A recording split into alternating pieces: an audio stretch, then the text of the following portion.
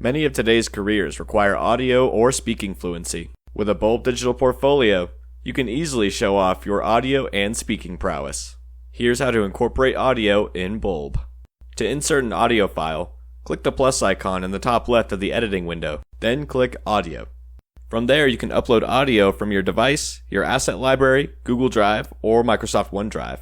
Or you can even live record your own audio to embed. Once you've selected a file, it will appear in your page, and people can listen to your audio as they look through your content. You can even link audio from third parties like Spotify. To do this, click the plus icon in the top left, click URL, and then paste the URL of a Spotify link or any other third-party media. Here's our showcase of how to incorporate media into your Bulb page.